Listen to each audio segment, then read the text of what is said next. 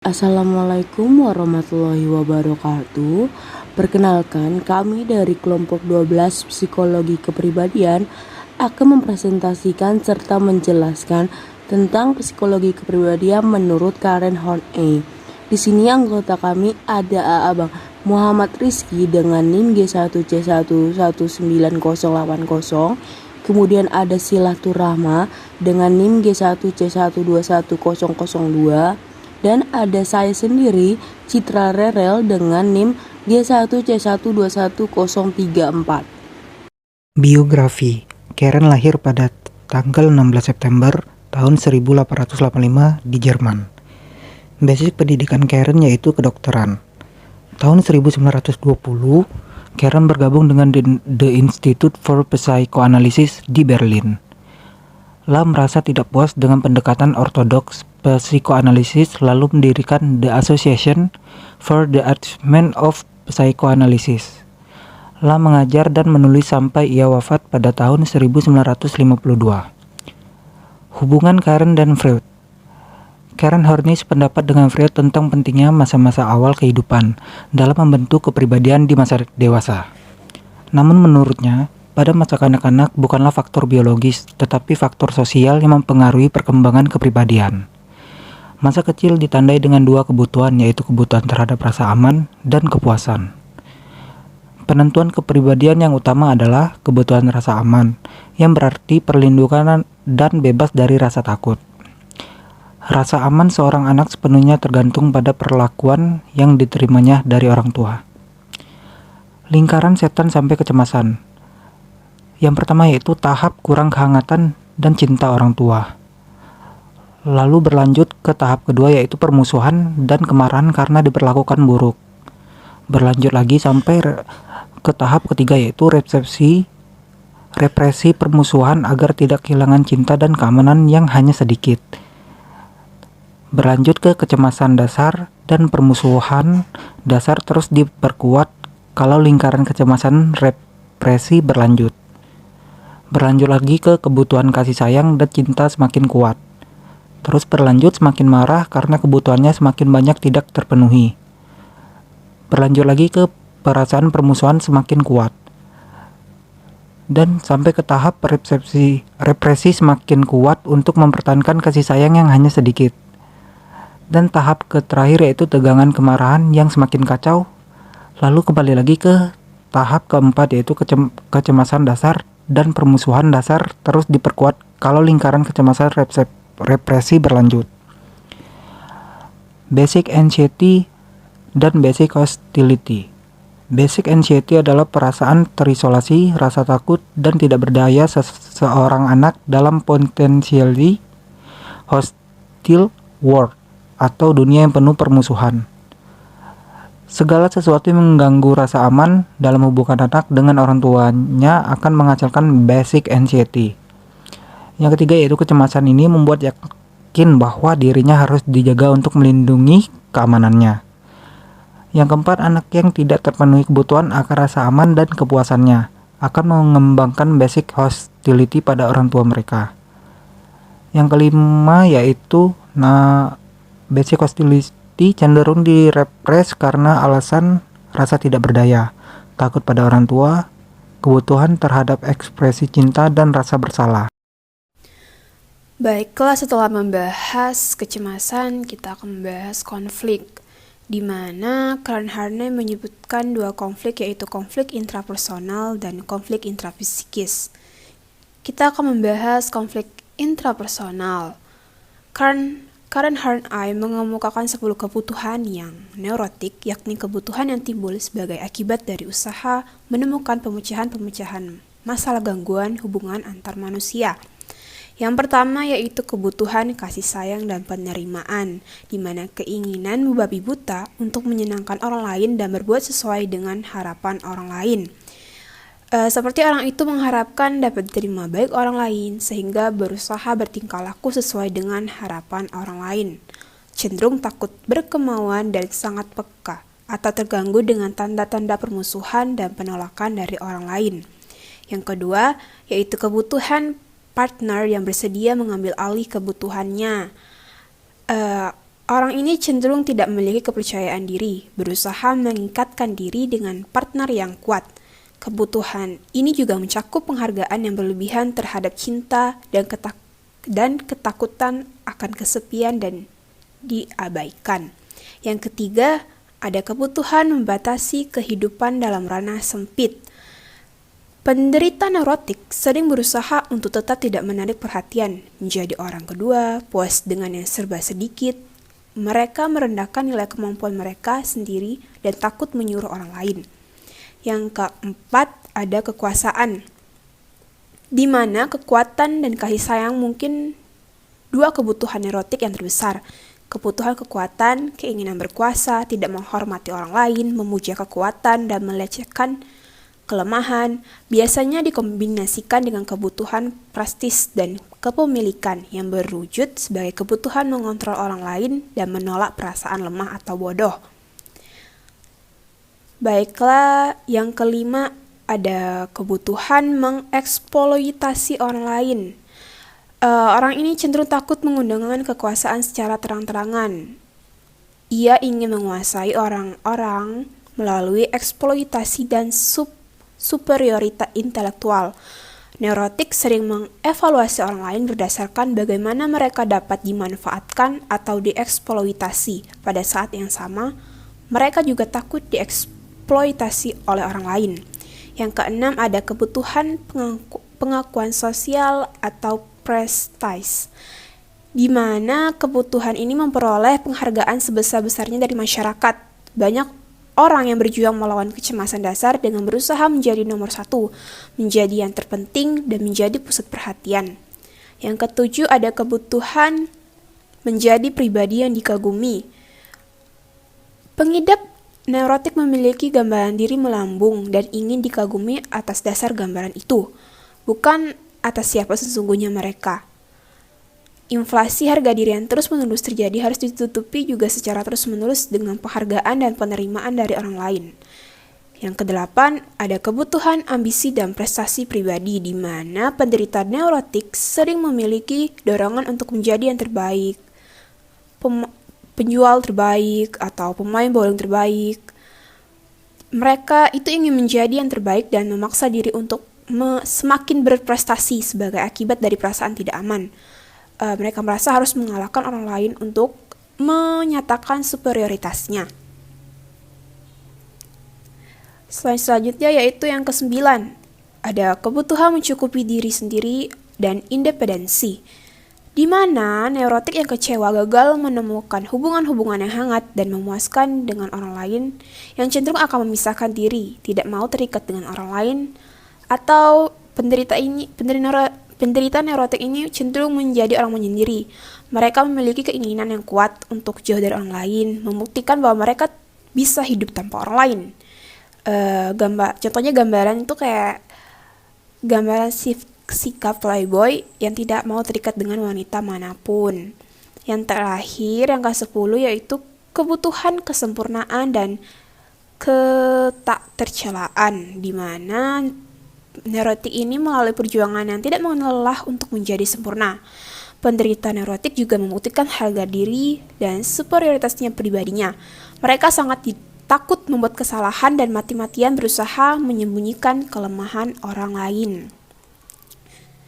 Baiklah, untuk selanjutnya kita akan membahas konflik intrapsikis. Ada 4 macam. Yang pertama ada diri rendah atau despised real self, di mana konsep yang salah tentang kemampuan diri, keberhargaan dan kemenarikan diri yang didasarkan pada evaluasi orang lain yang dipercayainya, khususnya orang tuanya. Evaluasi negatif mungkin mendorong orang untuk merasa tak berdaya, sebenarnya mencakup potensi untuk berkembang, kebahagiaan, kekuatan, kemampuan khusus dan keinginan untuk realisasi diri. Yang kedua ada diri nyata, yaitu pandangan subjektif bagaimana diri sebenarnya, mencakup potensi untuk berkembang, kebahagiaan,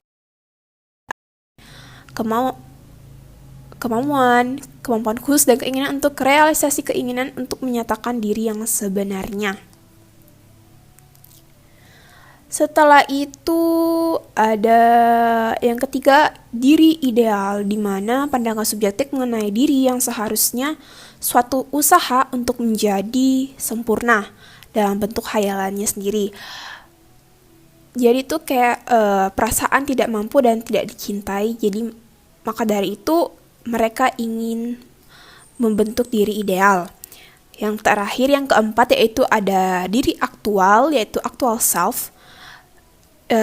Ini berbeda dengan real self yang subjektif. Actual self adalah kenyataan objektif diri seseorang, fisik dan mentalnya sendiri tanpa dipengaruhi oleh persepsi dari orang lain. Di sini ada diri ideal atau ideal self. Jadi Horney yakin bahwa manusia itu kalau mendapat lingkungan yang disiplin, yang aman, yang hangat, itu akan mengembangkan perasaan aman dan percaya diri serta kecenderungan untuk bergerak menuju realisasi diri. Namun, kalau ada pengaruh negatif pada awal perkembangan, itu akan merusak kecenderungan alami menuju realisasi dirinya, yang membuat orang merasa terisolir, inferior, dan merasa asing dengan dirinya sendiri. Nah, sesudah mengalami perasaan negatif itu, orang sangat menginginkan memperoleh perasaan identitas yang mantap. Itu dilakukan dengan menciptakan gambaran diri ideal. Itu suatu pandangan yang sangat positif mengenai dirinya yang hanya muncul dalam pikirannya. Jadi orang-orang itu menggambarkan dirinya itu adalah orang yang punya kekuatan super, orang yang memiliki keagungan yang luar biasa. Dia menggambarkan dirinya menjadi seorang pahlawan, seorang yang sangat jenius, kemudian bahkan lebih parahnya bisa menggambarkan dirinya menjadi seperti nabi ataupun Tuhan. Nah, diri ideal itu bukan bangunan yang utuh. Nah, itu adalah penderita neurotik yang membanggakan dirinya dengan cara yang berbeda-beda. Lalu Horney mengemukakan ada 3 aspek diri ideal neurotik, yakni pencarian keagungan yang neurotik, penuntut yang neurotik, dan kebanggaan neurotik. Nah, di sini ada 3 aspek. Jadi dibagi lagi, pencarian keagungan neurotik itu ada 3, yaitu 1 kebutuhan kesempurnaan, kedua ambisi neurotik, dan yang ketiga adalah dorongan untuk balas dendam. Nah, kita bahas satu-satu. Kalau kebutuhan kesempurnaan ini merupakan dorongan untuk menggabungkan keseluruhan kepribadian ke dalam diri idealnya dia. Nah, neurotik ini tidak puas dengan sedikit perubahan, tidak menerima kalau belum sempurna. Mereka meraih kesempurnaan dengan membangun seperangkat keharusan yang kompleks. Kemudian ada ambisi neurotik, di mana ini adalah pencarian keagungan diri melalui dorongan menjadi superior yang kompulsif. Nah, orang-orang yang ambisi neurotik ini, mereka secara teratur menyalurkan energinya ke aktivitas yang paling berpeluang sukses. Misalnya tuh ketika dia masih di sekolah, dia berambisi menjadi siswa yang terbaik. Seperti itu orang ambisi neurotik. Kemudian yang ketiga ada dorongan untuk balas dendam. Merupakan aspek neurotik yang berbahaya, di mana keinginan balas dendam ini mungkin disembunyikan sebagai dorongan berprestasi sukses, tetapi tujuan utamanya adalah membuat orang lain malu atau mengalahkan mereka melalui kelebihan mereka, atau untuk memperoleh kekuatan untuk membuat sengsara orang lain yang umumnya dengan melalui penghinaan. Nah, kemudian ada penuntun yang neurotik. Nah, penuntun yang neurotik ini yaitu pencarian keagungan dengan cara membangun dunia fantasi, dunia yang tidak selaras dengan dunia nyatanya. Nah, mereka itu meyakini bahwa ada salah dengan dunia luar ini. Mereka menganggap bahwa diri mereka itu khusus sehingga berhak untuk diperlakukan sesuai dengan gambaran diri dalam mereka sendiri. Kayak tadi kan ada dia menggambarkan dirinya seperti seorang pahlawan, seorang jenius. Nah, mereka maunya kayak gitu menganggap bahwa dirinya itu sesuai dengan gambaran ideal mereka itu.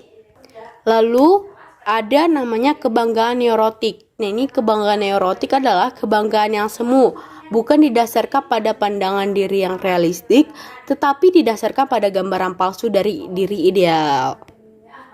Nah, orang neurotik ini dia itu memandang dirinya sebagai orang yang mulia, yang hebat dan sempurna, sehingga kalau orang lain tidak memperlakukan mereka dengan pertimbangan khusus, orang itu menjadi sedih. Itulah orang dengan kebanggaan neurotik. Lalu ada menghina diri atau despise self, di mana orang neurotik ini itu dalam mencari keagungannya itu kan mereka pasti nggak pernah puas dong dengan dirinya. Karena mereka akhirnya menyadari bahwa dirinya itu nyatanya nggak cocok dengan diri ideal yang mereka dambakan. Nah, kemudian mulai membenci atau memandang rendah dirinya. Nah, menghina diri atau despise self ini dia dibagi lagi nih menjadi 6. Yang pertama itu ada menuntut kebutuhan kepada diri tanpa ukuran. Nah, maksudnya ini adalah mereka itu terus mendorong dirinya sendiri itu untuk terus bergerak untuk menuju kesempurnaan atau sesuatu yang ingin mereka capai keberhasilan. Nah, kemudian yang kedua ada menyalahkan diri tanpa ampun. Nah, ini tuh orang neurotik yang terus-menerus mencaci maki dirinya.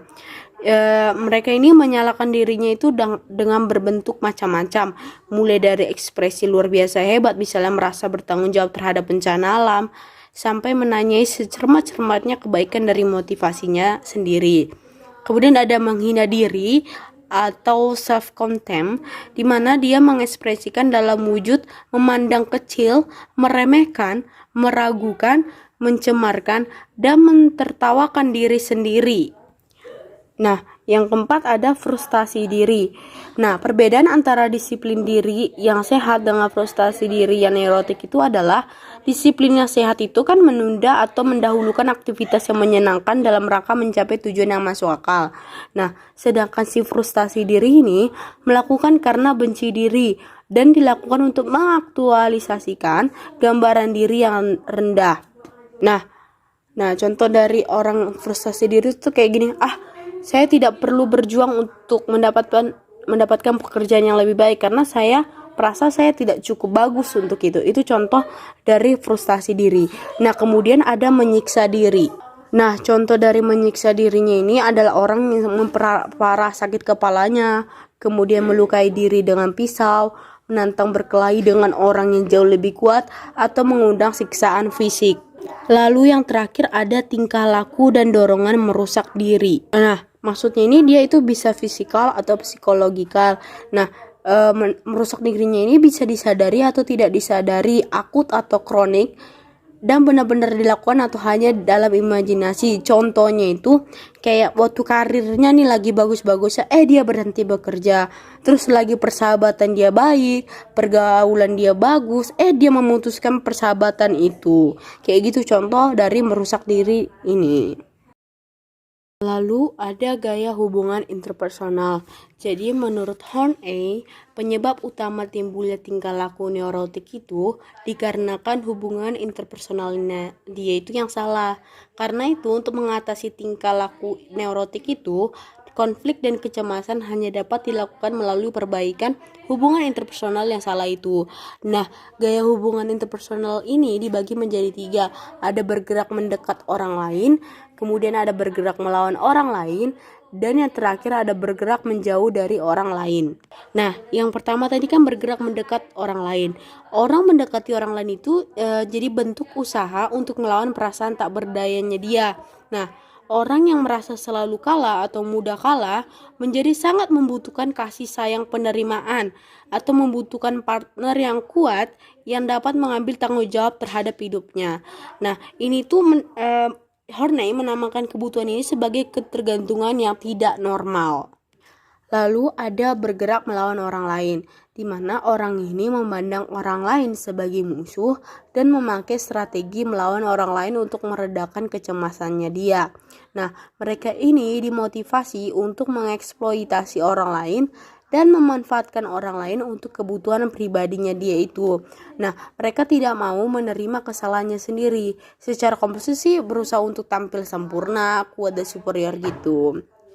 Nah, yang terakhir itu ada bergerak menjauh dari orang lain. Kan kalau orang untuk mengatasi konflik itu kayak deket ke orang kan. Nah, tapi kalau orang ini dia justru memisahkan diri, memakai kecenderungan neurotik untuk menjauh dari orang lain. Nah, strategi ini adalah ekspresi kebutuhan keleluasan diri, kemandirian, dan kecukupan diri sendiri. Sebenarnya kebutuhan semacam ini tuh sebenarnya menimbulkan tingkah laku yang baik, tingkah laku yang positif, tetapi juga bisa negatif gitu loh.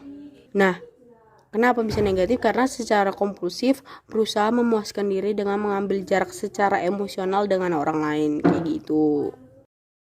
Dan yang terakhir ada aplikasi dan evaluasi.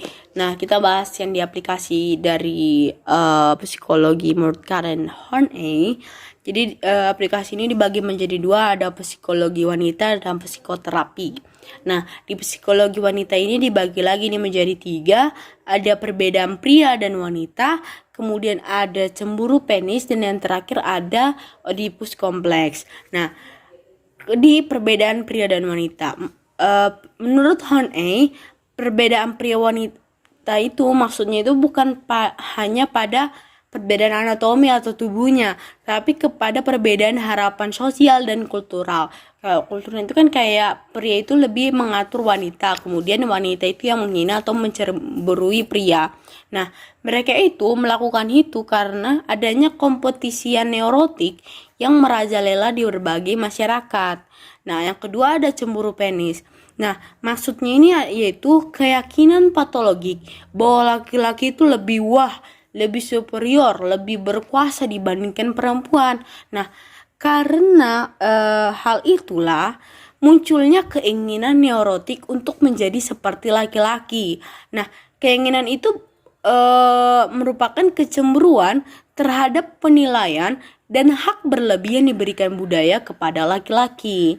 Nah, terakhir ada Oedipus kompleks. Oedipus kompleks ini yaitu berhubungan dengan kondisi lingkungan tertentu dan dia bukan berhubungan dengan perkembangan biologis. Nah, yang terakhir ada psikoterapi nih, aplikasi terakhir psikoterapi. Nah, kalau psikoterapi ini Horney mempunyai tujuan. Nah, tujuan terapi Horney ini adalah membantu kliennya secara bertahap berkembang ke arah realisasi diri, berhenti dari berfantasi diri ideal, melepaskan pencarian kemasyhuran neurotik, dan mengubah benci diri menjadi menerima dirinya secara nyata. Nah, Horney ini juga memakai mimpi dan asosiasi bebas untuk memahami kliennya. Lalu dievaluasi, teori Horney ini tidak dikembangkan memakai data yang spesifik, lebih banyak memakai spekulasi yang sukar diuji. Nah, sekian presentasi dari kami, kurang lebihnya mohon maaf. Wassalamualaikum warahmatullahi wabarakatuh.